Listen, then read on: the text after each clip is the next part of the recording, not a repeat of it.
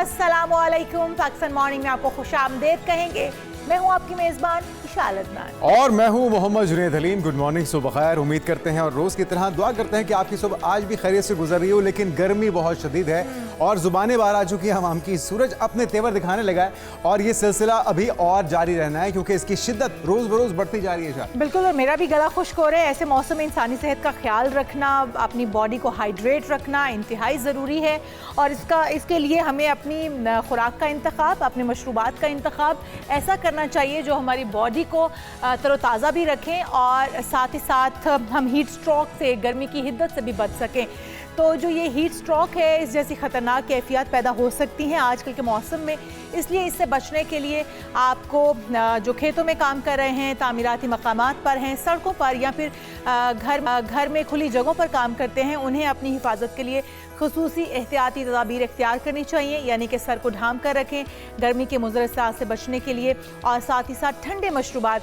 पहले वो जैसे जुनैद सत्तू जब पिए जाते थे, अभी भी पिया जाता पानी पिया जाता है, आलू बुखारे का शरबत है, फासे का शरबत है, मौसम के जितने भी हैं, सरदाई है, ये सारी वो चीज़ें जो कि आपको इस्तेमाल करनी चाहिए। घर में बना लें तो बहुत अच्छा है, लेकिन अगर आप बाहर हैं तब भी अपनी सेहत को, अपनी जान को जोखिम में डालने से या ख़तरे में डालने से बेहतर है कि कोई ना कोई इंतज़ाम कर लिया जाए। ट्रैफिक वार्डन्स हमारे वो भी क्योंकि उनकी ड्यूटी का हिस्सा है, इस तरह से मज़दूर, जिस तरह से आप भी सारे बता रहे हैं कि ये तमाम तबके हैं जिनको एहतियात करनी होगी और उसके लिए हुकूमत तो इक़दाम कर ही रही है, लेकिन जो कुदरती एक आजमाइश है इस गर्मी की सूरत में, उसका बहरहाल हमें सामना तो करना पड़ेगा।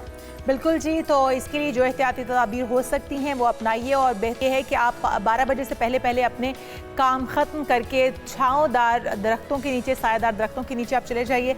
और अब आ जाते हैं हम अपनी टॉप 5 स्टोरीज़ की जानिब। और आज हम अपने प्रोग्राम में सबसे पहले बात करेंगे वफाकी बजट की, जिसकी तारीख दूसरी मरतबा तब्दील और तारीख पर तारीख दी जा रही है, क्योंकि बजट में कुछ ना कुछ तो ऐसा आने जा रहा है जिसके बारे में अभी भी शुकूक व शुबहात में पड़ी हुई है गवर्नमेंट। और बजट 10 जून को पेश नहीं किया जाएगा। बजट में आम आदमी के लिए रिलीफ होगा या इजाफी बोझ, इस पर भी बड़ी गुफ्तगू हो रही है। तो हम भी आज के प्रोग्राम में इसे डिस्कस करेंगे। बिल्कुल, और फिर बात होगी अमेरिका से मुआहदे को हतमी शक्ल देने की, जिसके लिए पाकिस्तान के जरिए मुज़ाकरात जारी हैं, ये बताया गया है ईरान की तरफ से। और ट्रंप काफ़ी मुतहरिक भी हैं, पुरुमीद भी हैं। ट्रंप ने ईरान और इसराइल को फौरी तौर पर जंगबंदी का इंदिया दिया है, दोनों से दरख्वास्त की है, और हमने देखा कि इन दोनों की तरफ से मस्बत रद्दमल भी आया है। अभी तक के लिए दोनों ने एक दूसरे पर हमलों के सिलसिले को रोक दिया है। तो नतीजा क्या निकलेगा और मज़ीद कितना वक्त लग सकता है मुकम्मल जंगबंदी में, इस पर भी बात करेंगे। और उसके बाद बात करेंगे लाहौर समेत पंजाब में खुश्क और शदीद गर्मी का राज बरकरार है। 12 जून तक पंजाब के बेशतर अजला में शदीद गर्मी की लहर का खदशा, इससे किस तरह से बचा जाए और कब तक बारिशें मुतवक्के हैं, इस पर भी महकमे मौसमियात की राय लेंगे। और फिर बात होगी मौसम गर्मा की सौगात, तमाम फलों में बादशाह की हैसियत रखने वाला खुशबूदार फल आम। जी हाँ, आपका, मेरा, हम सब का फेवरेट ये फल है। आम खाएं और सेहत पाएं। क्या क्या फ़वाइद हैं आम के, किस किस तरह से इसको नोश फरमाया जा सकता है, इस पर तफसील से बात करेंगे। और उसके बाद बात करेंगे आम शहरियों को तेज़ाब की फ़रोख्त पर मुकम्मल पाबंदी आयद की जाए। सुप्रीम कोर्ट की जानिब से ये कहा गया है तेज़ाब गर्दी के केसेस का 4 माह में फ़ैसला कर दिया जाए, फास्ट ट्रैक पर इन केसेस को चलाया जाए। अदालत की जानिब से ये भी कहा गया है। और आज हम इस पर भी बात करेंगे कि हुकूमत इस पर कितनी सीरियस है और क्या कुछ होना चाहिए इसके ऊपर, क्योंकि बात हर बार होती है, कवानीन इस पर मौजूद हैं, लेकिन इसके बावजूद हम देखते हैं कि इस तरह के वाक़यात बढ़ते चले जा रहे हैं। तो इस पर भी हम तफसील से जायज़ा लेंगे, लेकिन सबसे पहले आ जाते हैं अपने पहले टॉपिक की जानिब, और वो है हमारा वफाकी बजट, जिसकी तारीख पे तारीख, लेकिन बजट अनाउंस कुछ तो है ऐसा जिसकी वजह से इतना तूल दिया जा रहा है, बार बार तारीख चेंज की जा रही है। वो क्या है, इन तमाम मुहरक़ात पर तो बात करेंगे, लेकिन नए माली साल 2025-26 का वफाकी बजट एक बार फिर से ताख़ीर का शिकार होने का इम्कान ज़ाहिर किया गया है। और ज़राए के मुताबिक अब तक 12 जून को पेश किए जाने की तवक्को की जा रही है। हुकूमती ज़राए का कहना है कि कौमी इक़्तिसादी काउंसिल यानी कि NEC का इजलास जो कल मुनक्किद होना था वो भी मुलतवी कर दिया गया है। तो डॉक्टर शाहिद हसन सिद्दीकी माहिर मईशत हमारे साथ मौजूद हैं। डॉक्टर साहब, आपको वेलकम कहेंगे पाकिस्तान मॉर्निंग में। एक तो ये बार बार तारीख चेंज होने की वजह आपके ख्याल में क्या है, क्योंकि मुख्तलिफ चमगोइयाँ तो चल रही हैं, लेकिन असल वजह क्या है? दूसरा, फिर आपसे हम ये भी जानने की कोशिश करेंगे कि इस बार हम कोई गलत फहमी अपने जहन में रखें कि रिलीफ मिलेगा। बहुत शुक्रिया आपका। पहली बात, अवामी नुक्ता नज़र से यकीनन रिलीफ मिलेगा तनख्वाहदार तबकों को, कुछ लोगों को, मगर मैं जो तंबीह करना चाहता हूँ कि जो बजट तजावीज़ होंगी उनके नतीजे में जो रिलीफ उनको मिलेगा उससे कई गुना ज़्यादा उनकी जेब से दूसरे हाथ से निकाल लिया जाएगा। तो ये गलत फहमी दूर कर दें बिल्कुल, क्योंकि अगर आपका जो भी इस वक्त पॉलिसी है उसमें अवाम कहीं है नहीं। इस वक्त जो झगड़ा चल रहा है, हेलो जी आपकी आवाज आ रही है। इस वक्त जो झगड़ा चल रहा है वफाक में, उनकी इत्तेहादी जमातों में, सूबाई हुकूमतों में, उसका मईशत की बेहतरी से कतई कोई ताल्लुक नहीं है, उसका अवाम की बेहतरी से कतई कोई ताल्लुक नहीं है। झगड़ा ये है कि 4 सूबे हैं, जो आटा है उससे 3 रोटियां बन सकती हैं, उसको झगड़ा है। आटा कम क्यों है, उसके वफाक भी जिम्मेदार है और चारों सूबे भी जिम्मेदार है। ये गठजोड़ है और ये जो झगड़ा चल रहा है ये मुनाफकत की बदतरीन मिसाल है। पहले मैं आपको अवामी नुक्ता नज़र से बता दूं कि अल्लाह का शुक्र कर रहे हैं, एक ख़ानदान के अंदर 5 अफराद हैं, अगर वो 4 रोटियां हैं तो वो चारों में झगड़ा रहेगा, मियाँ बीवी में, बच्चों में। लेकिन अगर अल्लाह का शुक्र करें 5 आदमी हैं, 20 रोटियां हैं, तो सब एक दूसरे को ऑफर करेंगे और बाद में खैरात भी कर देंगे। हमारा मसला क्या है कि वफाक, जैसे वज़ीर-ए-आज़म खुद कहते हैं कि 15,000 अरब रुपया कम वसूल कर रहा है जो उसको करना चाहिए। FBR सूबे 10,000 अरब रुपया कम कर रहे हैं जो उनको करना चाहिए। वो 25,000 अरब का है, वो करने के लिए तैयार नहीं है पूरा, क्योंकि उससे जो अशराफिया है, वो जो पार्लियामेंट के मेंबरान हैं, उनके मुफादात पे ज़र पड़ती है। तो ये झगड़ा क्या डाल दिया है कि ये मुझे हिस्सा ज्यादा दें, अरे भाई आपको हिस्सा देंगे। डॉक्टर शाही साहब, ये तो समझ में आ गई कि सारे सूबे आपस में झगड़ रहे हैं। बात पूरी कर लेने दें, जब तक बात पूरी नहीं होगी मैं अपना सवाल में जा नहीं सकता। मैं जो बात आपको बिल्कुल क्लियरली बता रहा हूँ कि सवाल ये पैदा हो रहा है, मुनाफत इसलिए मैं कह रहा हूँ कि आपको बताऊं 2010 में NFC अवार्ड आया था, 15 साल हो गए, 15 साल से सूबे यही एतराज कर रहे हैं। लेकिन हर साल जो पैसा उनको NFC अवार्ड से मिलता है उसको वो कहते हैं जी हमें कम मिला, लेकिन वो पैसा पूरा खर्च नहीं करते ताकि बजट खसारा कम हो। इस साल भी 700-800 अरब रुपया सूबों ने वापस किया है हमने वफाक को कि जी आपका बजट खसारा पूरा हो, और पब्लिक को ये शोर डाल रहे हैं। तो ये मुनाफत की बदतरीन मिसाल है, अशराफिया की मुफादात की तहफ़्फ़ुज़ की बदतरीन मिसाल है, जिसका आवाम से और मईशत से कोई ताल्लुक नहीं है जनाब। ठीक है। अच्छा डॉक्टर साहब, ये भी बता दीजिएगा कि किन किन शोबों में कुछ रियायत की उम्मीद रखी जाए। कुछ में नरमी भी कहा जा रहा है, जैसे जो कॉस्मेटिक्स का सामान ज़ेबाइश है उस पर आयद ड्यूटी को 44% से कम करके कहा जा रहा है कि 40% करने की तजवीज़ है। उसके बरक्स तालीमी शोबे से वाबस्ता जो हल्के हैं उनमें तफ्तीश पाई जाती है, वहाँ पर कुछ बढ़ाया जाएगा शायद। और किताबें हैं, कॉपियाँ हैं, या तालीमी जो हम बजट देख रहे हैं उसके अंदर जो एजुकेशन सिस्टम है उसको तो हम देख रहे हैं, किताबों की या पेंसिल कॉपियों की तो कीमतें बढ़ जाएंगी, लेकिन फ़ीसों पे कोई गौर नहीं किया जाएगा। फ़ीसें जो है वो भी इसके साथ बढ़ेंगी, बजाय इसके कि रिलीफ मिले पेरेंट्स को ताकि वो अपने बच्चों को आसान तालीम दे सकें। उसके अलावा कौन कौन से शोबे आप समझते हैं जिनके अंदर कुछ बेहतरी है, जिनमें कुछ गुंजाइश बाकी है और रिलीफ मिल सकती है? देखिए बात ये है, हर साल बजट में कुछ रद्द-बदल होता है, उसका बुनियादी मकसद ये होता है कि असल मसले से तवज्जो हटाई जाए। अब आपने तालीम की बात की, अगर मैं आपको ये बताऊं कि जो इस वक्त जो पार्टियां हैं पार्लियामेंट में, सूबाई असेंबली में, पीपल्स पार्टी और PMLN ने ये अहद किया हुआ है, इसको आप मीसाक़ तालीम भी कह सकते हैं, कि तालीम पर 7% ऑफ GDP खर्च किया जाएगा। वो तो 2% भी नहीं करते। तहरीक इंसाफ ने वायदा किया हुआ है तहरीरी तौर पर अपने मंशूर में कि वो 5% खर्च करेंगे, वो भी 2% भी नहीं करते। तो तालीम तो किसी हमारी वो तरजीह है ही नहीं। हालांकि आइन कहता है 25 अलिफ कि 6 से 16 साल के बच्चे को लाजमी और मुफ्त तालीम देना। जो 26 मिलियन बच्चे स्कूल नहीं जा रहे, उसकी तरफ से ही तवज्जो हटाने की बात की जा रही है। अब आप कॉस्मेटिक्स की बात मैं इसलिए नहीं जाना चाहता उस पर कि जिस मुल्क में 11 करोड़ लोग गुर्बत की लकीर से नीचे हैं, और आलमी जो रिपोर्ट आई है, मैं चाहता हूँ अवाम इसको बार बार गौर से सुन लें। दुनिया ने ये रिपोर्ट दी है कि जो दुनिया के 10 ममालिक हैं जहाँ भूख की सूरत हाल संगीन है, उन 203 में से 10 ममालिक में जो भूख की सूरत हाल संगीन है, इस्लामी जमहूरिया पाकिस्तान शामिल है।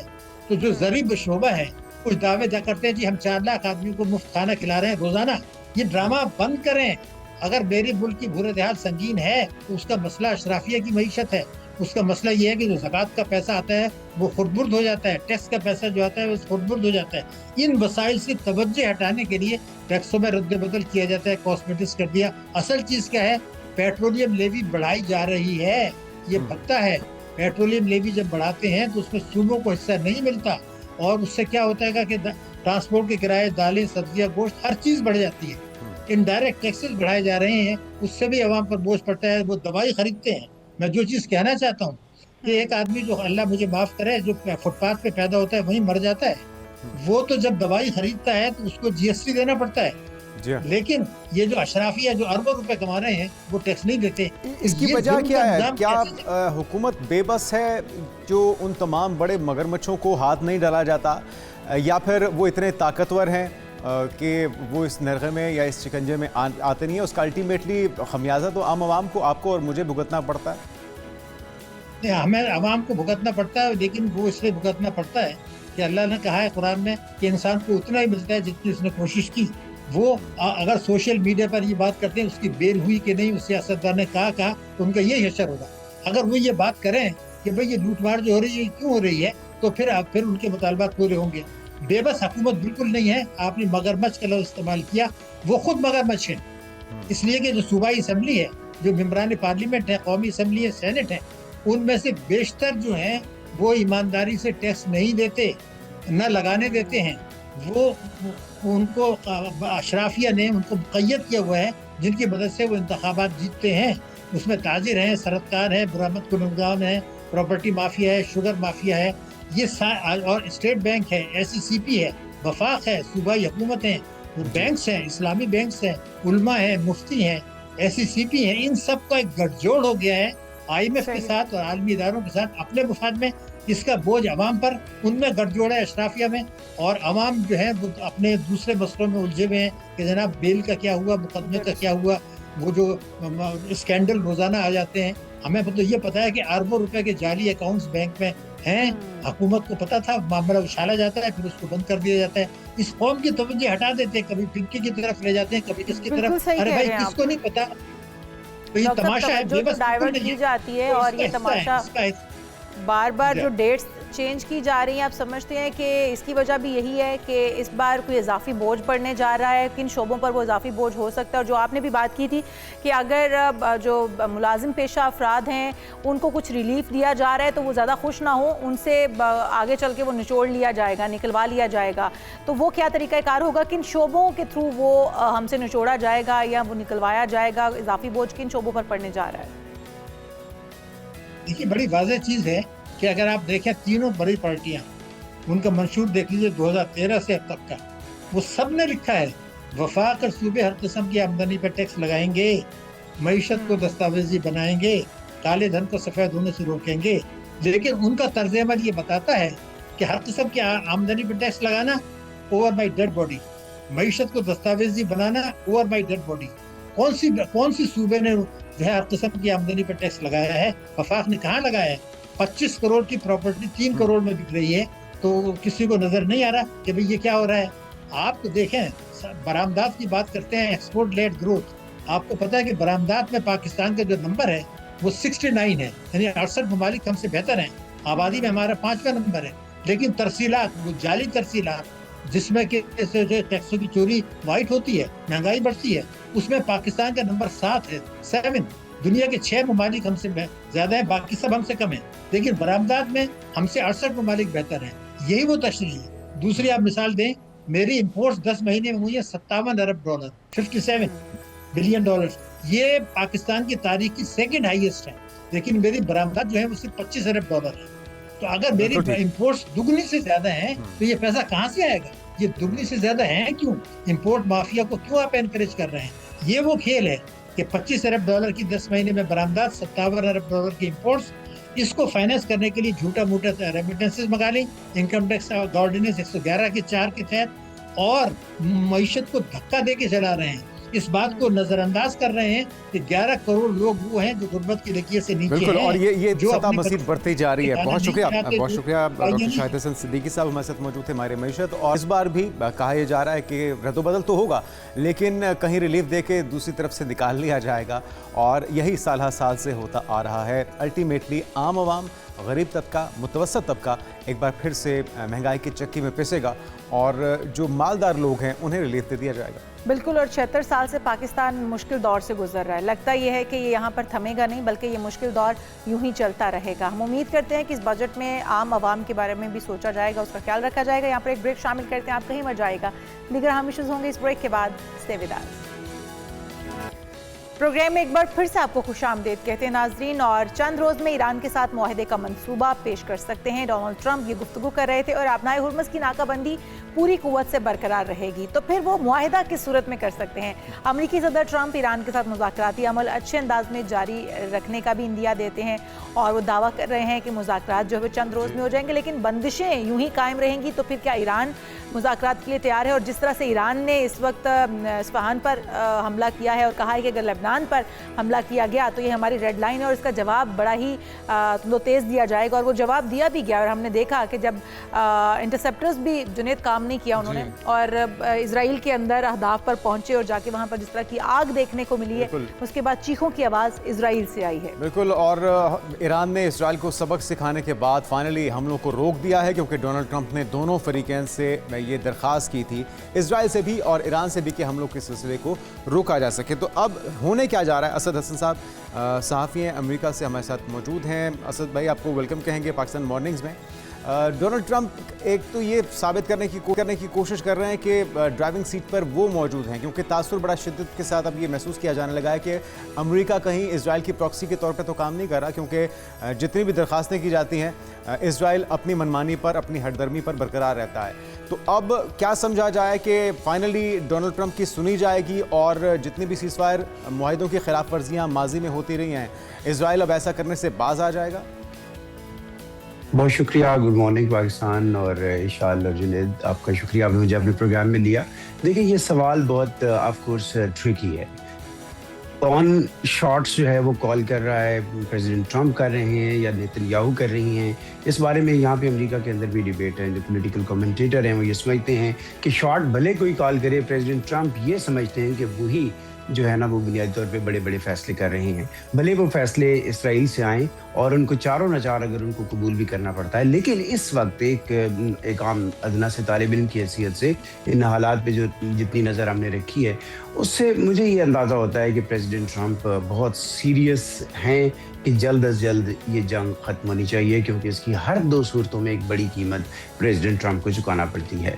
अब अगर ये जंग एस्केलेट होती है तो भी सदर ट्रंप मुश्किल में है। अगर ये जंग ऐसे में अचानक ख़त्म हो जाती है और जिसमें वो कम अज़ कम कुछ ऐसे अहदाफ, बिलखुसूस वो न्यूक्लियर जो प्रोग्राम है ईरान का, उससे मुतालिक अगर वो कोई बड़ी कामयाबी नहीं समेटते तो भी उनको कीमत अदा करना पड़ती है। अब अभी 2 दिन पहले जो एक एस्केलेशन हुई उसने भी प्रेसिडेंट ट्रंप को एक बड़ी मुश्किल सूरत हाल से दो चार रखा है क्योंकि इसराइल एक बुनियादी तौर पर बड़ा इत्तेहादी है अमेरिका का और इसराइल का एक इन्फ्लुएंस भी है पॉलिसी मेकिंग में, इसमें तो कोई शुबा नहीं है। अगर से आजकल उसके अंदर कुछ कमी वाक़ई हुई है, प्रेसिडेंट ट्रंप फ्रस्ट्रेट भी हुए हैं इसराइल के प्लान से।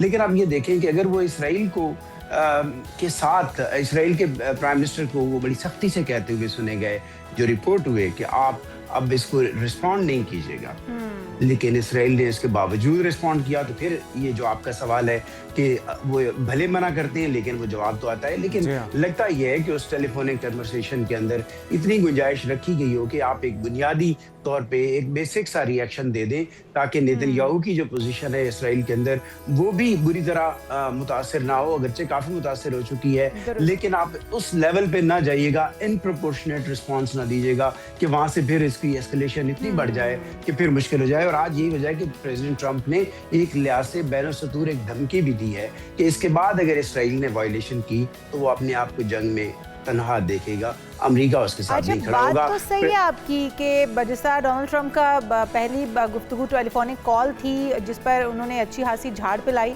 नेतन्याहू को, और उसके बाद उन्होंने उन्हें बरमला कहा कि अब हम तुम्हारे साथ इस तरह से इस जंग में साथ नहीं देंगे। लेकिन दूसरा ही बयान आता है डोनाल्ड ट्रंप का जिसमें वो कहते हैं कि इस सब के पीछे मैं खुद हूँ, जो भी हो रहा है वो इजराइल कर रहा है या कहीं पर भी कुछ हो रहा है तो उसके पीछे मैं हूँ, मेरे ईमा पर हो रहा है। अब उस बयान को भी हम रद्द नहीं कर सकते और ये इम्कानात भी यकीनी तौर पर हो सकते हैं क्योंकि इजराइल अकेला कुछ भी नहीं कर रहा, और जो भी कुछ इमदाद जा रही है या जो भी हथियार यहाँ से जा रहे हैं, टेक्नोलॉजी है, वो सारी की सारी अमेरिका की ही इस्तेमाल हो रही है। अब जो लेबनान के ऊपर अटैक हो रहा था इजराइल की जानिब से, उस वक्त डोनाल्ड ट्रंप साहब उसे मना कर सकते थे लेकिन कर नहीं पाए।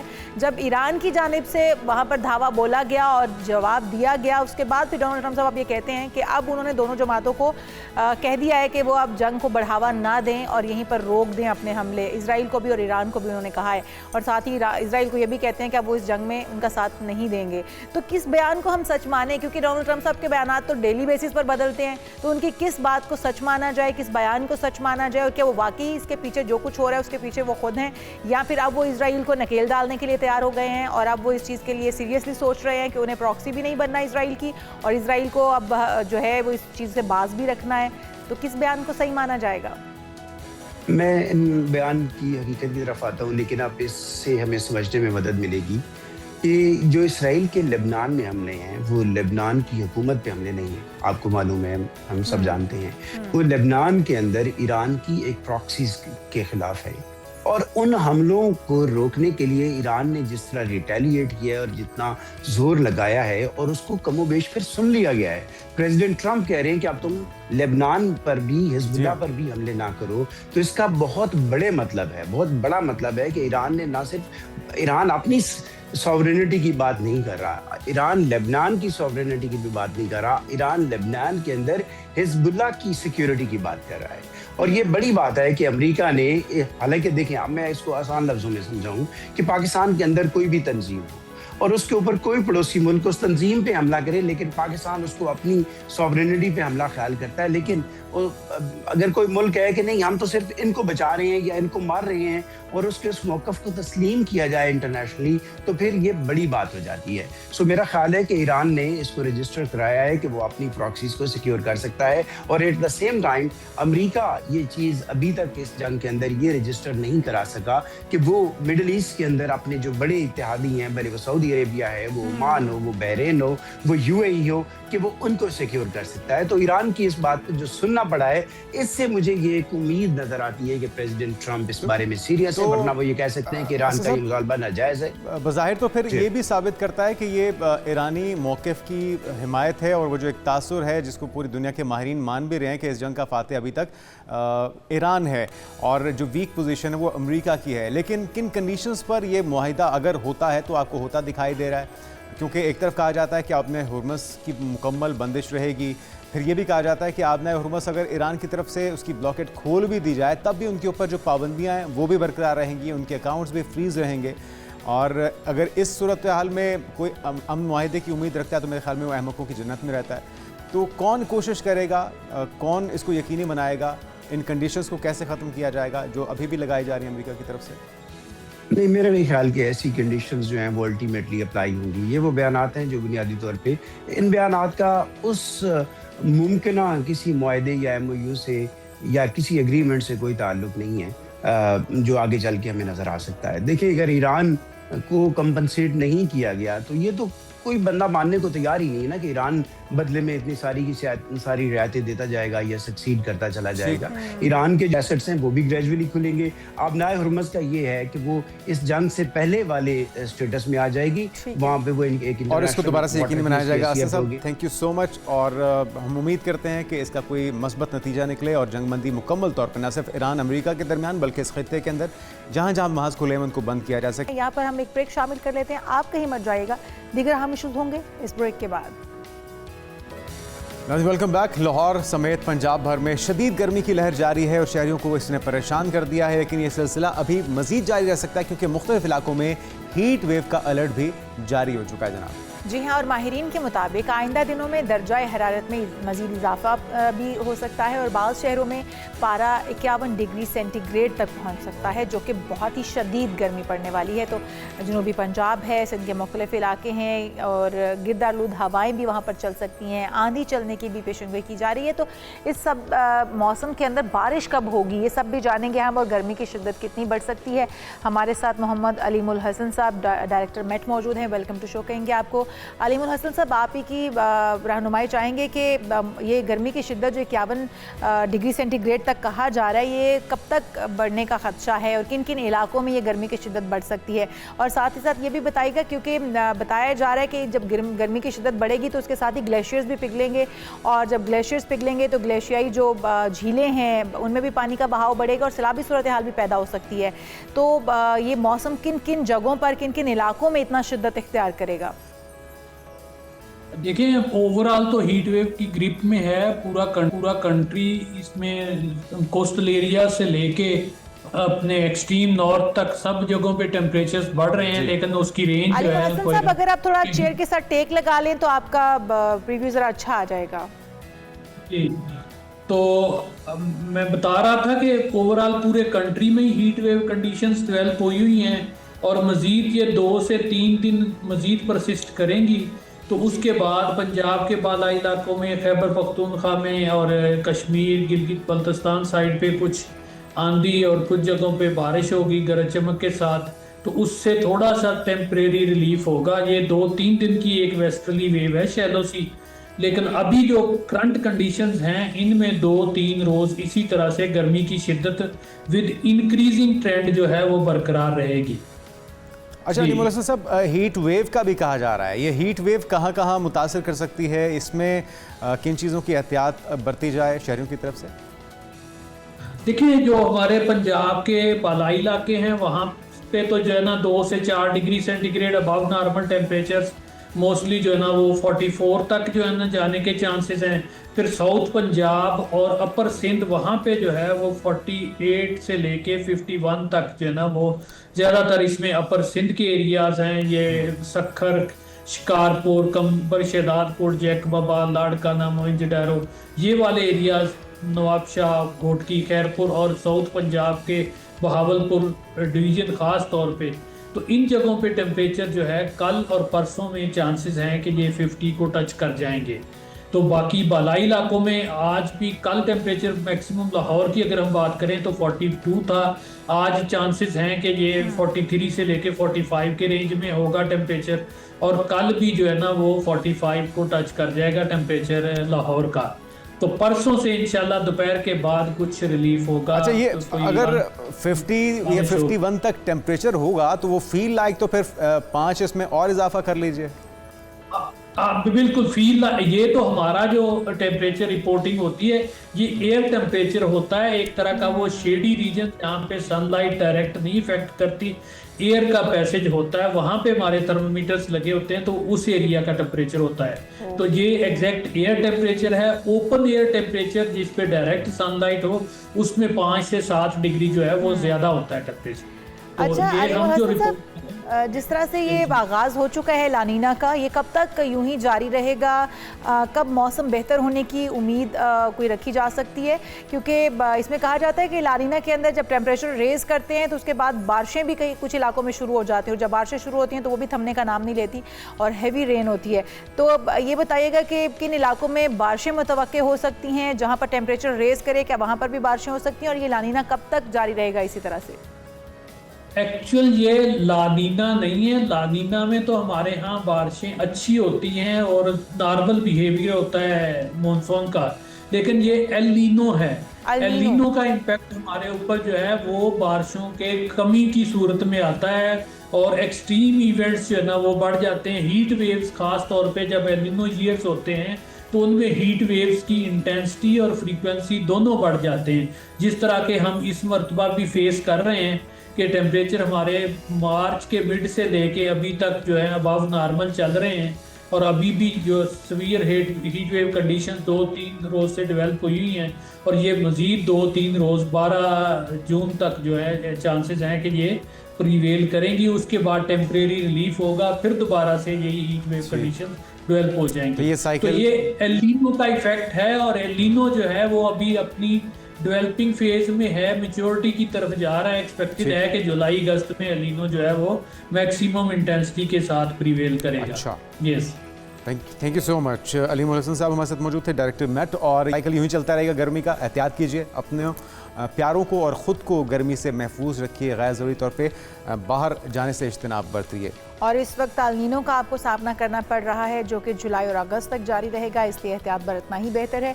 यहाँ पर एक ब्रेक शामिल करते हैं, आप कहीं मर जाएगा, दीगर अहम इशूज़ होंगे इस ब्रेक के बाद हमारे साथ वेलकम बैक। बात हो जाए कुछ मौसम गर्मा की, और इसके साथ ही बहुत से लोगों को इंतज़ार होता है एक ख़ास सौगात का, अल्लाह ताला का तोहफ़ा और फलों का बादशाह। जी हाँ, हम बात कर रहे हैं मीठे और रसीले आमों की, जो कि गर्मी आते ही बाज़ारों में दस्तयाब होते हैं। लेकिन बहुत से लोगों को ये भी मसला होता है ना, जो शुगर के पेशेंट्स हैं, कि इसको खाना है नहीं खाना, किस तरह खाना है जी, उसके बुज़रे असरात से बचा जा सके। और जो मेरे से जैसे लोग होते हैं जिनको एक्नी का बहुत इशू होता है, वो भी अवॉइड करते हैं, क्योंकि उनको गर्म लगने की वजह से एक्नी ना बनना शुरू हो जाए।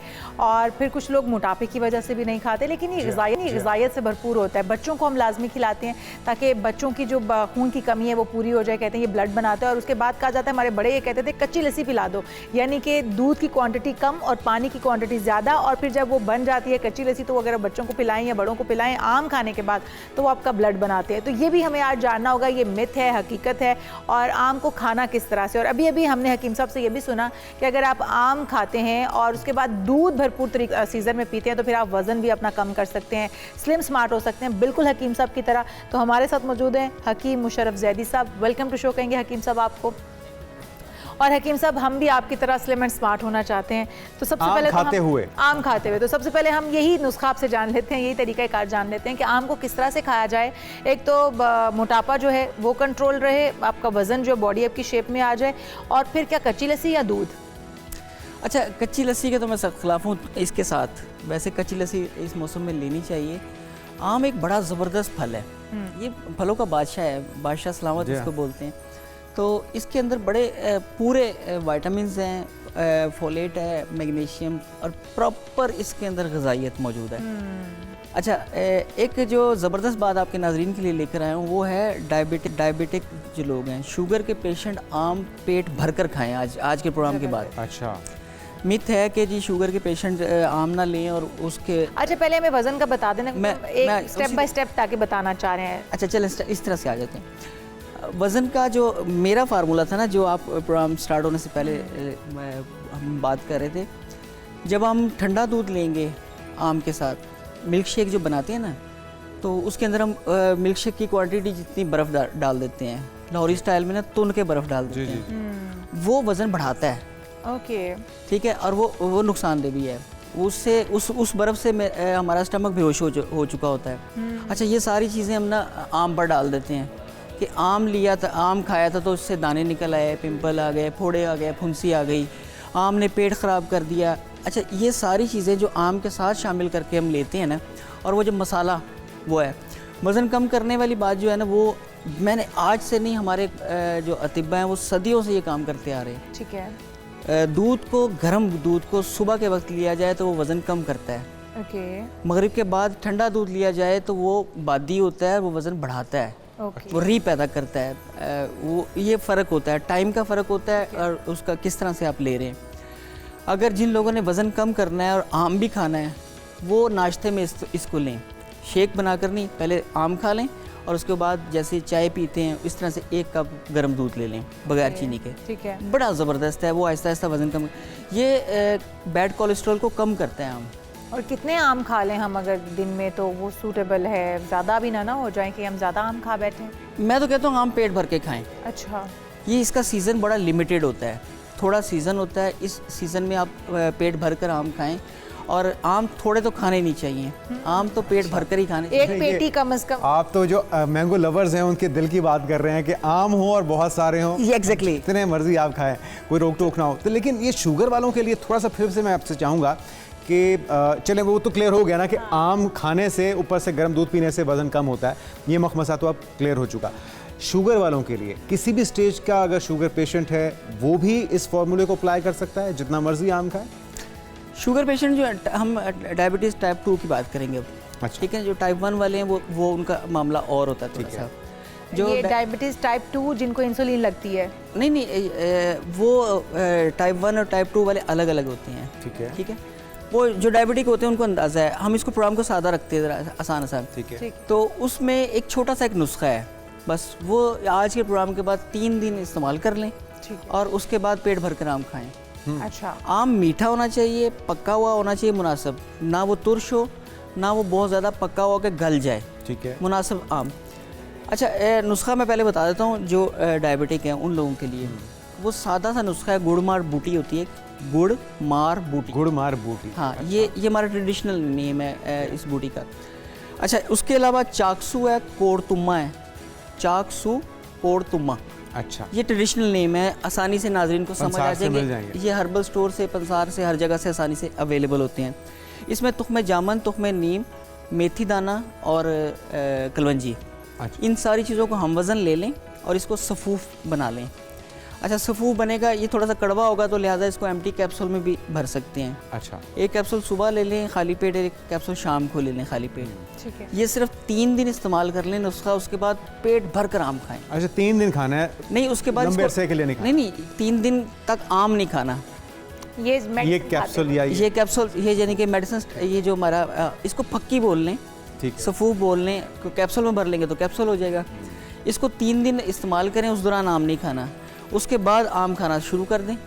और जितनी देर आप आम खाएंगे ये सीज़न गुजर जाएगा, तो यकीन करें कि आपकी HP 3 माह बाद आप HbA1c करवा लें, वो कम होगी।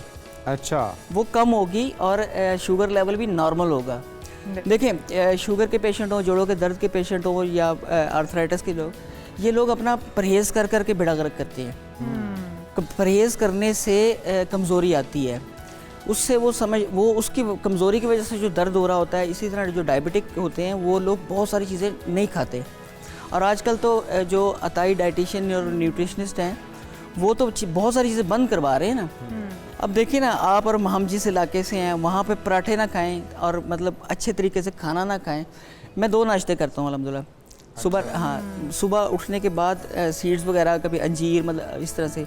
उसके बाद देसी घी का पराठा और 2 अंडे। अरे वाह। अच्छा, उसमें वज़न नहीं बढ़ता। मुताबिक अगर आप 3 भी कर लें तो कोई हर्ज नहीं है, लेकिन हमारी सेहत पे ग्रां गुजरेगा। आप लोग डाइट करते हैं, आप डाइट करते हैं ना, आप पिक एंड चूज करते हैं। कुछ ही चीज़ें बंद करनी होती हैं, वो भी जिसको जो चीज़ माफिक नहीं है या जिसको बीमारी है, कोई मसला। ठीक है। जो HbS के पेशेंट हैं, सारे IBS के पेशेंट हैं, H pylori के पेशेंट हैं, या कोई और मामला है, तो उसमें चंद चीज़ें बंद करनी होती हैं। आलू है, गोभी है, बादी चीज़ें, दाल माश वगैरह। लेकिन डायबिटिक बेचारे लोगों को तो बहुत सारी सब कुछ ही बंद कर दिया ना। बिल्कुल। और उसके बाद फिर वो उसके साथ अगर उनको ब्लड प्रेशर है तो ब्लड प्रेशर की गोली भी लगाई होती है, यूरिक एसिड का इशू है तो यूरिक एसिड भी। ये जो आप कैप्सूल या सफ़ूफ बता रहे हैं, ये पक्की जो आपने बताई है, ये सिर्फ आम खाने के लिए ही मुफीद है, या आम दिनों भी अगर इसको खा लें 3 दिन तो आपकी शुगर कंट्रोल हो सकती है? और इसकी अफादियत कितने अरसे के लिए होती है? ये मुस्तकिल खाना चाहिए डायबिटीज़ के पेशेंट को। अच्छा, ये आम दिनों रोज़ 2। अच्छा, एक सुबह और एक शाम। और ये आम दिनों में भी और ख़ास दिनों में भी, आम के लिए भी, इसको तरबूज के लिए भी। अच्छा, मैं तो कहता हूँ कि इस सीज़न में तरबूज का सीज़न अब जा रहा है ना, बारिशें शुरू हो जाएंगी तो जाने से पहले पेट भर के तरबूज खा लें। मैं उनको भी यही बोलता हूँ। और उसके बाद खाना पेट भरा हुआ हो तो खरबूजा खाएं। खरबूजा जा रहा है, अब आम आ रहा है तो आम पेट भर कर खाएं।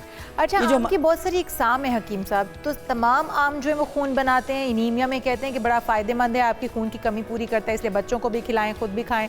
लेकिन आम की बहुत सारी इकसाम है, जैसे लंगड़ा है, चौंसा है, अनवर रटोर है, सिंदड़ी है, इस तरह की बहुत सारी दुसहरी है। अब इन आम की इकसाम में से कौन सी ज़्यादा फ़ायदेमंद है, कौन सी ज़्यादा खानी चाहिए? और ये भी सीज़न वाइज आती है, पहले 15 दिन कुछ आम आता है, 15 उसके अगले 15 दिन कुछ और आता है। बड़ा रिच है। जी जी। अच्छा, ये ना रटोल इस वक्त चल रहा है हमारे यहाँ। जब पाकिस्तान इंडिया बना था ना, तो इधर से लोग उधर गए थे, उधर से इधर आए थे। ये 1947 से 1954 तक चलता रहा था सिलसिला। जो सोना चांदी लेकर आए थे, क्लेम लेकर आए थे ज़मीनों के, और इधर ज़मीनें ली थी। इसी तरह कुछ फैमिलियाँ आम लेकर आई थी इधर। आम की जो इकसाम है दोनों तरफ एक जैसी हैं। जो रटोल है, ये एक फैमिली है, गाँवों का नाम है रटोल।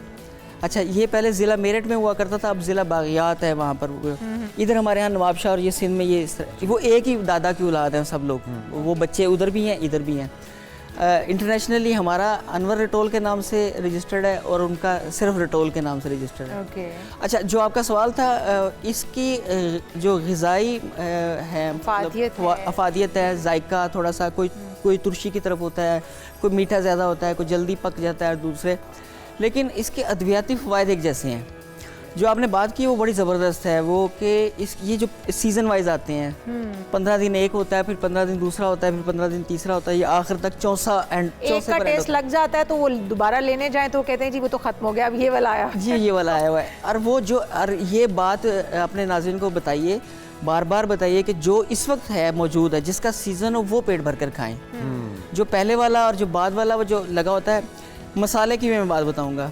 ये जो आम के बारे में गलतफहमियाँ हैं, वो सारी मसाले ने पैदा की हैं।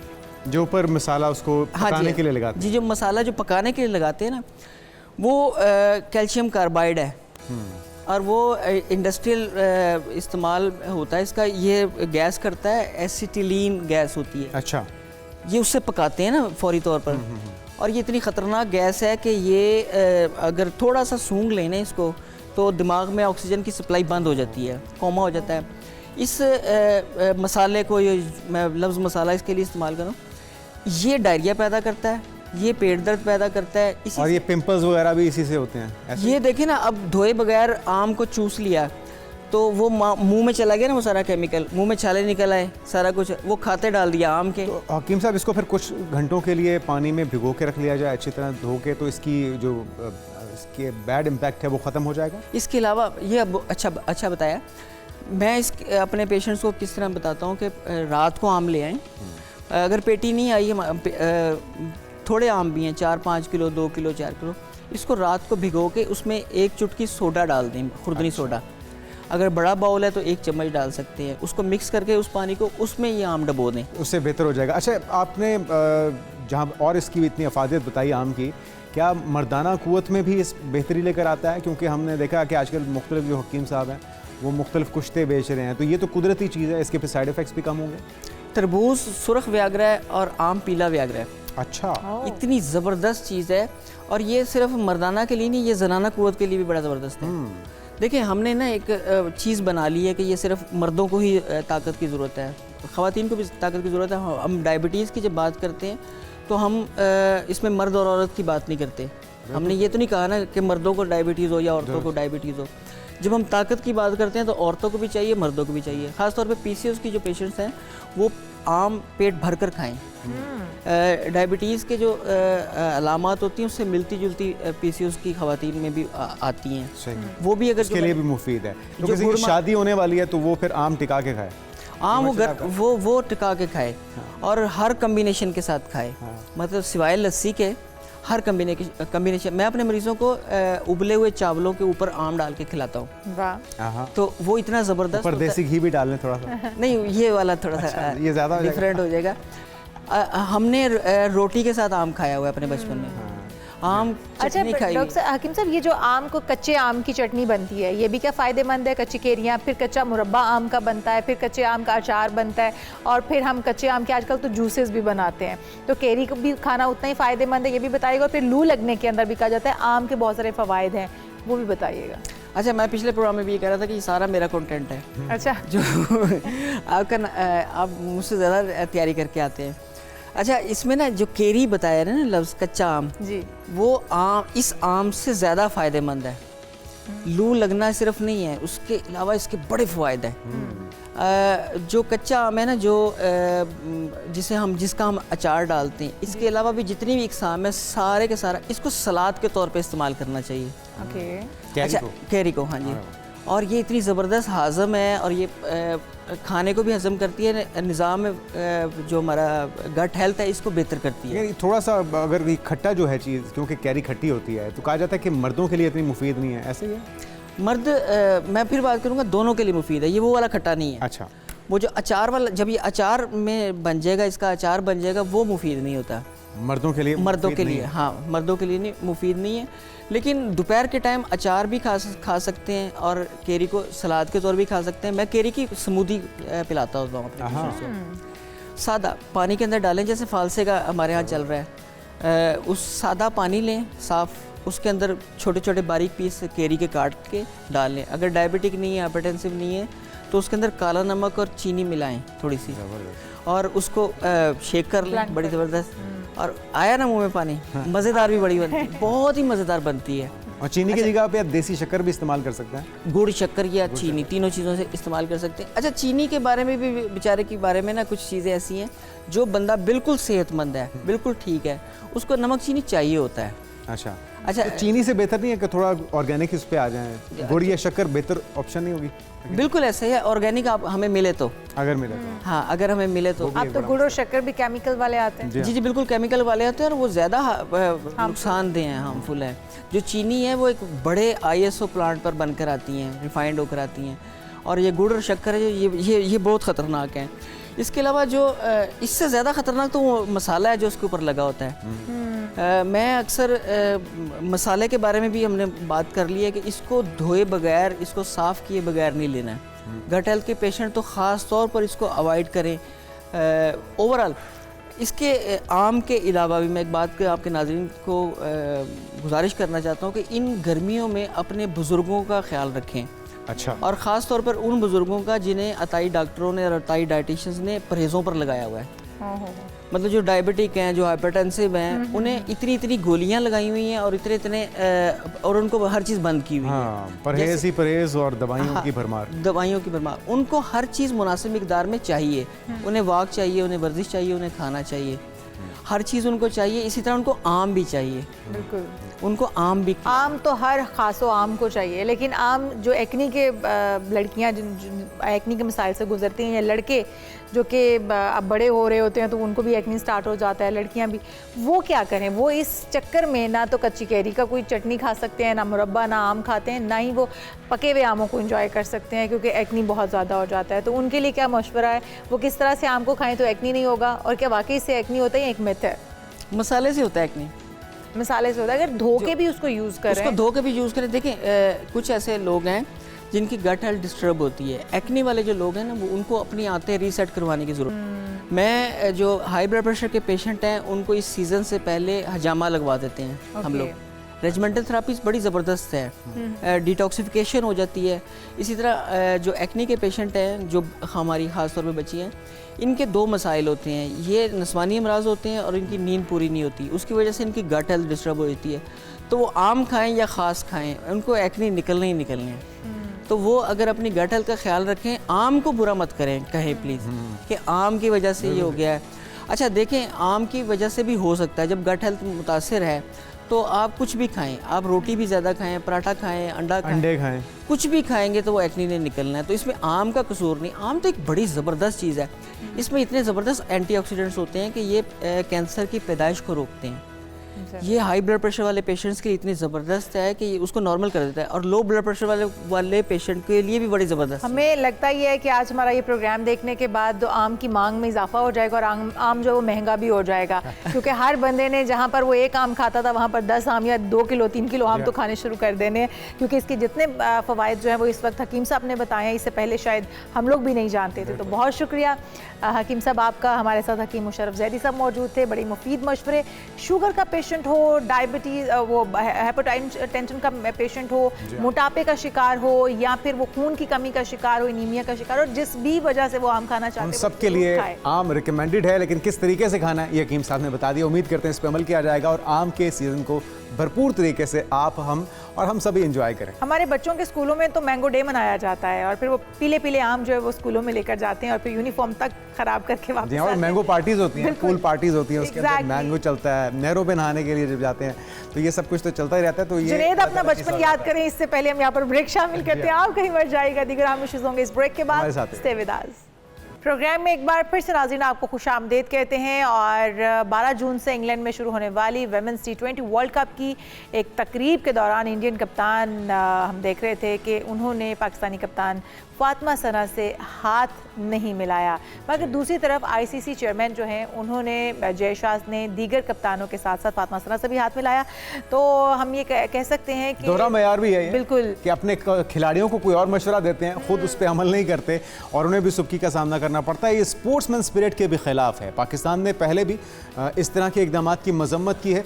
हमारा ये फोकस होना चाहिए कि हम खेल पे तवज्जो दें, लेकिन उनका ये फोकस होता है, क्योंकि उनका खेल तो खैर अच्छा है ही हमारे से, लेकिन उनका ये फोकस होता है वो किस तरह से नफरत का, प्रोपेगेंडे का इजहार करें, जो कि हमें बॉलीवुड में भी नज़र आता है और क्रिकेट में भी। बिल्कुल, और उसका वो इजहार करते भी रहते हैं। हमारे साथ हमारे मेहमान मौजूद हैं हमाद सदीकी, स्पोर्ट्स जर्नलिस्ट हैं। वेलकम टू शो कहेंगे हमाद भाई आपको।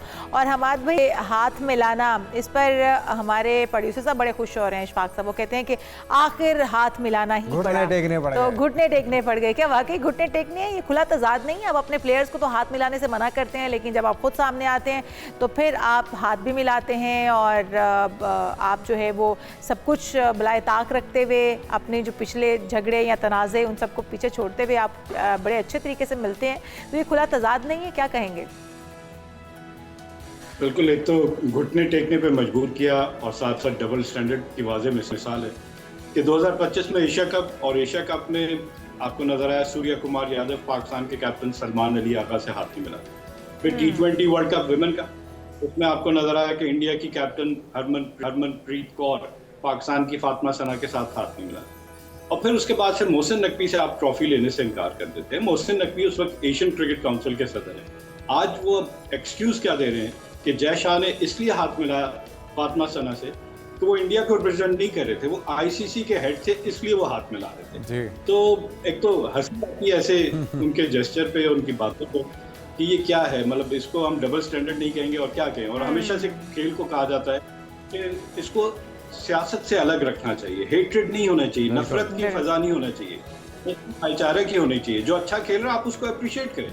तो लेकिन यहाँ पे तो आपको हमेशा से नजर आ रहा है। और भारत हमें जो लास्ट ईयर की जो हमारी फतह है जंग में, उसके बाद से जिस तरह एक्सपोज होना शुरू हुआ, फिर आप जी बिल्कुल जी। तो और तो आप ये जहाँ पे इस तरह आप कह रहे हैं कि इससे स्पोर्ट्समैन स्पिरिट को भी डिस्करेज किया जाता है, लेकिन अगर थोड़ा सा हम इससे हट के देखें, उन्हें इस चीज़ का गुरूर भी तो है कि उनका खेल अच्छा है, तो हमें भी तो उस पर तवज्जो देनी चाहिए। हम इस महाज पे जीत जाते हैं क्योंकि ये बड़ी लॉजिकल बात है, उसूल की बात है, लेकिन जब खेल की बारी आती है, जब मैदान में परफॉर्मेंस की बारी आती है, तो फिर वहाँ पे हमें कहीं ना कहीं अफसोस भी होता है, नाउमीदी भी होती है। हमाद भाई देखिए, खेल की जब हम बात करते हैं तो प्रोफेशनलिज्म, हमारी स्किल्स की बात आ जाती है, और फिर जो खेल को रन कर रहे हैं, right man for the right job. लेकिन जब हम इस तरह के फैसले करेंगे और कंसिस्टेंसी होनी चाहिए, ये नहीं कि एक सीरीज के बाद आप फिर पूरा सेटअप जो स्ट्रेटेजिक प्लान बनाएं उसको आप चेंज कर दें और फिर दूसरे पे वापस चले जाएं। तो इस तरह प्लेयर कंफ्यूज होता है कि फॉलो करना है बेसिकली। तो यहाँ पे एक तो अगर हम फॉरेन कोच लाते हैं तो वो कुछ सख्त फैसले करते हैं। आपको याद होगा इंडिया के फॉरेन कोच आए, जॉन का ताल्लुक न्यूजीलैंड था, और उन्होंने आते साथ एक फैसला किया कि फिटनेस प्लेयर की बहुत होनी चाहिए, और उन्होंने कहा कि जो टाइम अपना पीक जो प्लेयर गुजार चुके हैं, जो जबरदस्ती टीम के ऊपर बोझ बने हुए होते हैं, उनको उन्होंने कहा कि इनकी सब्स्टिट्यूट मुझे चाहिए, इनकी रिप्लेसमेंट मुझे चाहिए, कि मैं ग्रेजुअली टीम को बिल्ड करूंगा।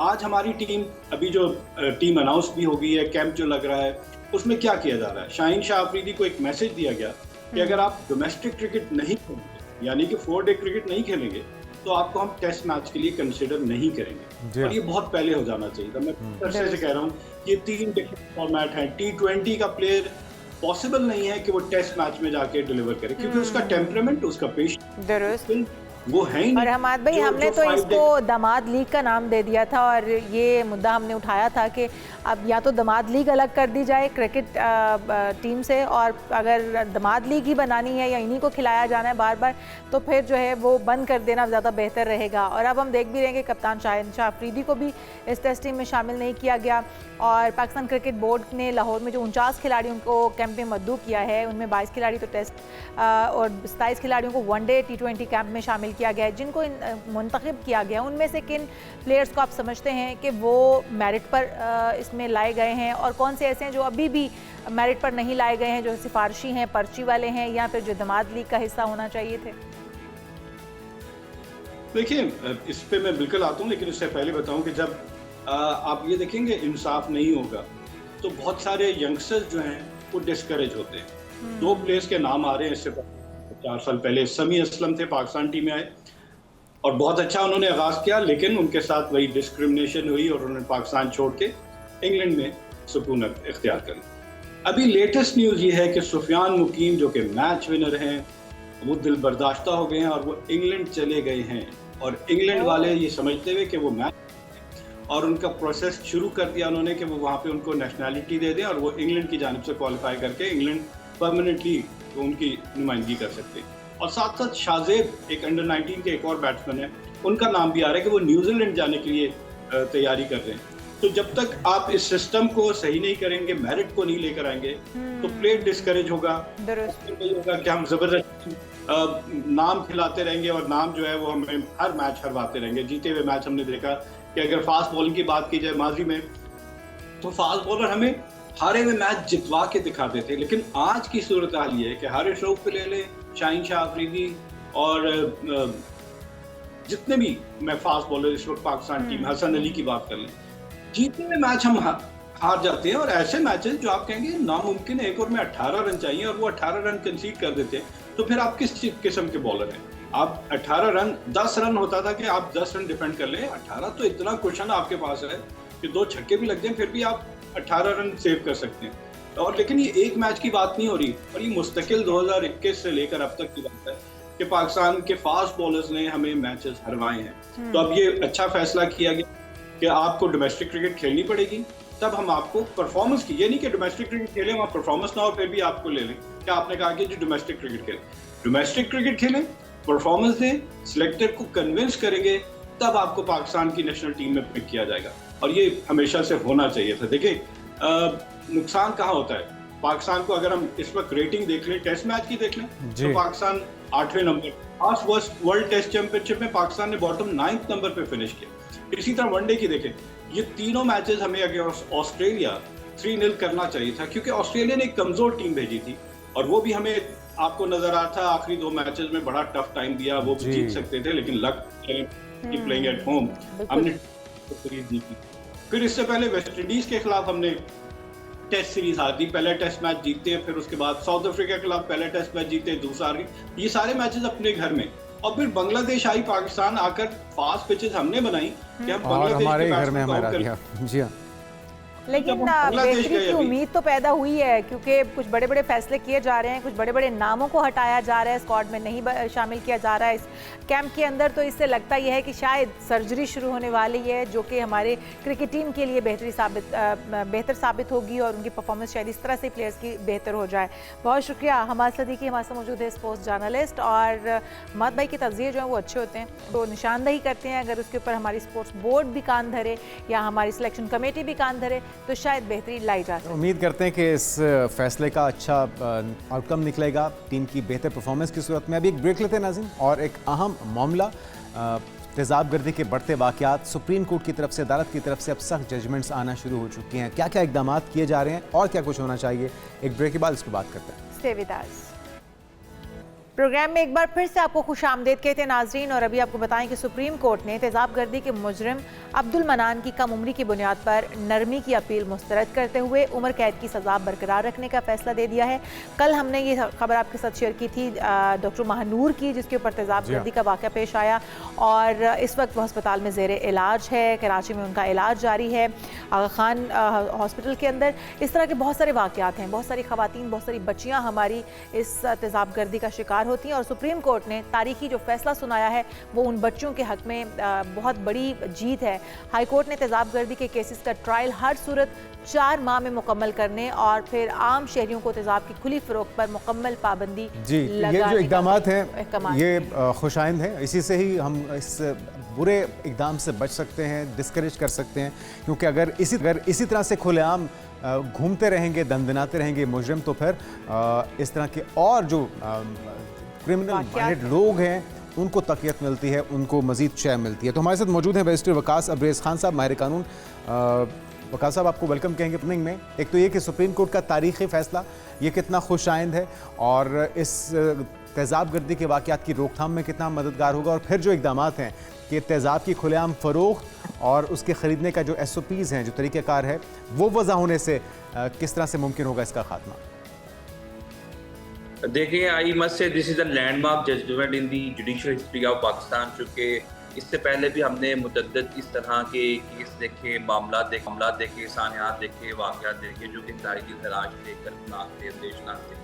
लेकिन जो SOPs थे या जो एक स्पेसिफिक गाइडलाइंस थी, शायद वो हमारी जो पैक्स कोर्ट की तरफ से या हमारी सुपीरियर कोर्ट्स की तरफ से उस तरह नहीं आई जिस तरह आनी चाहिए थी।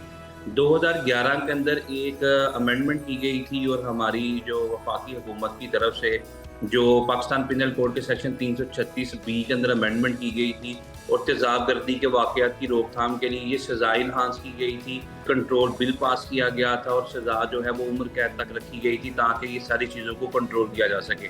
फिर लेटर ऑन हमने देखा कि फिर भी इस तरह के वाक़यात पेश आए और इससे भी बढ़ के एक ज़रूरी चीज़ ये थी कि जो विक्टिम्स थे एसेट के, ये जितने भी केसेस इनके अंदर जो विक्टिम्स थे उनके हवाले से जो उनके केसेस चलते थे वो 2-2 साल, 3-3 साल, 4-4 साल, और फिर वो लोग जो खुद विक्टिम थे किसी ना किसी स्टेज पे जाके बिफोर कमेंसमेंट ऑफ ट्रायल और after the commencement of trial वो हिम्मत हार जाते थे और हमारे जुडिशियल सिस्टम के अंदर जो हैचिस थे उनका सामना करना पड़ता था, डिलेइंग टैक्टिक्स का सामना करना पड़ता था। तो सुप्रीम कोर्ट ऑफ पाकिस्तान ने अपनी इस जजमेंट के अंदर एक पॉलिसी वज़ा कर दी और तमाम हाई कोर्ट्स को डायरेक्ट कर दिया कि आप ट्रायल कोर्ट के अंदर जितने भी केसेस चलेंगे उनको एक डायरेक्शन दी जाए। हमारे ट्रायल कोर्ट के अंदर तेज़ाब गर्दी के केसेस के अंदर जो फैसला है वो 4 महीने के अंदर आएगा। आइन के आर्टिकल 38A(D) के अंदर के अंदर इस चीज़ की वजाहत की गई है कि ये स्टेट की और जुडिशियल आर्गन की फंडामेंटल रिस्पॉन्सिबिलिटी है कि वो एक्सपीडिशियस, फास्ट और फ्रोशियस जस्टिस की इंश्योरेंस के लिए काम करेंगे। तो आई थिंक ये एक बड़ा हुशाइन फैसला है जिसके अंदर अच्छा, ये बड़ा हुशाइन फायदा है, फैसला है, और इसमें भी हमारी रहनुमाई कीजिएगा वकास, जिस तरह से कौमी बहाली फंड कायम किया जाएगा और ये भी कहा जा रहा है कि इसके अंदर हुकूमत जो है उन जो विक्टिम्स होंगे उनके लिए उनका इलाज मुआवजा भी करवाएगी और उनके लिए फंड्स भी जारी किए जाएंगे। साथ ही साथ ये भी कहा जाता है कि जो मुतासरीन हैं उनको एक तो माजूरी सर्टिफिकेट दिया जाएगा, उनके जॉब्स में कोटा भी मुख्तस किया जाएगा। ये सिर्फ तजावीज़ हैं जो कोर्ट की जानिब से दी गई हैं या फिर इन पर फैसला सुनाया गया है कि अब ये होना चाहिए? क्योंकि हम देखते हैं कि इस तरह के फैसले आते हैं लेकिन उसके बाद वो ताख़ीर का शिकार हो जाते हैं या फिर पेपरों में ही सिर्फ महदूद हो जाते हैं, उन पर अमल दरामद नहीं हो पाता। तो ये भी बताइएगा कि ये कानून की शक्ल इख्तियार करेगा या फिर ये जजमेंट है या फिर तजवीज़ है? You have absolutely put the nail on the head. I do appreciate your concern in this regard. सबसे पहले तो ये कि ये इन लेटर एंड स्पिरिट ये फैसले का इतलाक होगा और दूसरी चीज़ ये है कि ये इन ब्लैक एंड वाइट सिर्फ फैसला नहीं दिया गया। सुप्रीम कोर्ट की जितनी भी जजमेंट्स आई जाती हैं और जब इस जजमेंट को इन्फोर्स किया जाता है तमाम पाकिस्तान की हाई कोर्ट्स पे और तमाम लोअर कोर्ट्स पे या ट्रायल कोर्ट्स पे, तो उसके बाद यही एंटिसिपेट किया जाता है कि ये गाइडलाइंस और ये जो रूल्स हैं सुप्रीम कोर्ट ने अपनी जजमेंट में जो इस जजमेंट के अंदर 13 पेजेस के अंदर दिए हैं, ये लॉज बन चुके हैं और प्रेसिडेंट के तौर पे पाकिस्तान में फॉलो किए जाएंगे। आल दो के 2011 के अंदर जो कानून बनाया गया था एसिड कंट्रोल एंड क्राइम के हवाले से, उसमें ये तजावीज़ थी, उसमें भी ये गाइडलाइंस थे, लेकिन उस पे इन लेटर एंड स्पिरिट अमल नहीं किया जा रहा था। जिस तरह आपने कहा कि ये सिर्फ तहरीरी तौर पे या घोंगलुओं से जिस तरह हमारी सोसाइटी में मिट्टी झाड़ दी जाती है, टाइम बिंग चीज़ें की जाती हैं, लेकिन फिर उसका तरह फ़ायदा नहीं होता, जो कि लेटर एंड स्पिरिट उसकी इन्फोर्समेंट नज़र नहीं आती।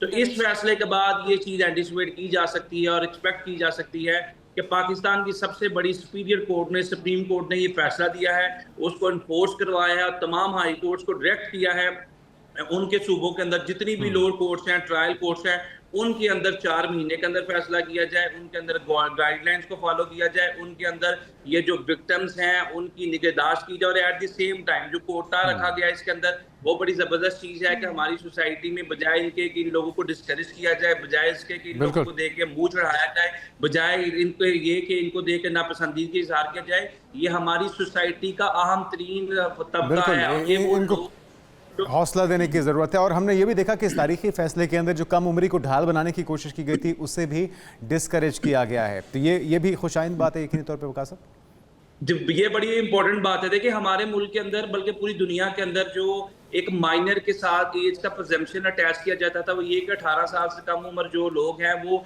माइनर की डेफिनेशन में, कई मुल्कों में 16 साल से कम था, लेकिन आई थिंक कि पाकिस्तान के अंदर, पूरी दुनिया के अंदर ये पैरामीटर्स बदल रहे हैं। बहुत से ऐसे लोग हैं, बहुत से ऐसे बच्चे हैं जिनको आप बच्चे नहीं समझ सकते, जो 16 साल की एज में वो मैच्योरिटी अटेन कर लेते हैं, जो शायद पिछली सोसाइटी में या आज से 20 साल पहले, अब 20 साल या 22 साल के बच्चे को भी वो, जो नौजवान को भी वो मैच्योरिटी अटेन नहीं थी। तो आई थिंक के जो सुप्रीम कोर्ट ऑफ पाकिस्तान ने ये जो एज का प्रिजम्पशन जो नलीफाई किया है, स्ट्राइक डाउन किया है कि एक शख्स जो है वो गिल्टी माइंड है, चाहे वो 15 साल का है, 16 साल का है या 14 लेकिन साल उसने जुर्म का है, इत्तेकाब किया तो उसे सजा का सामना करना पड़ेगा। Thank you so much barrister Waqas Abrez Khan sahab, माहिर कानून हमारे साथ मौजूद हैं। और तेज़ाब गर्दी हो या इस तरह के और भी जराइम की ज़िंदगी को मौत से भी बदतर बना देते हैं, उन्हें इबरत का निशान बनाया जाना बहुत ज़रूरी है। और इस सुप्रीम कोर्ट का तारीख़ी फ़ैसला इसने इस चीज़ को साबित भी किया है। बिल्कुल, और उम्र कोई भी हो, अगर कोई भी जुर्म का इर्तिकाब करेगा तो उसके लिए सज़ा जो है वो तयन कर दिया गया है उसका।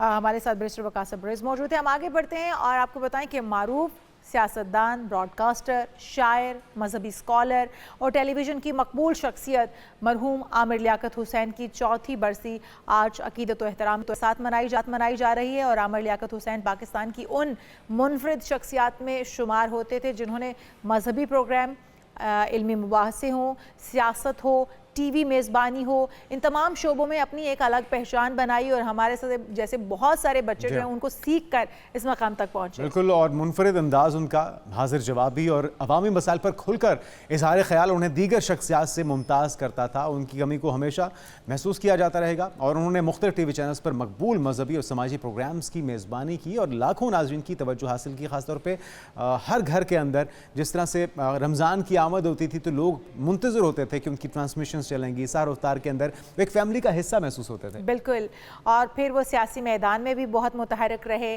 कौमी असम्बली के रुकन की हैसियत से भी उन्होंने खिदमत अंजाम दी। तो आज उनकी बरसी मनाई जा रही है और इसलिए हम भी आज जो है उनकी खिदमत को सराह रहे हैं। यहाँ पर प्रोग्राम का वक्त भी खत्म हो चुका है, तो हम आपसे इजाज़त चाहेंगे। आपसे मुलाकात होगी कल। अपना ख्याल रखिएगा। अल्लाह हाफ़िज़।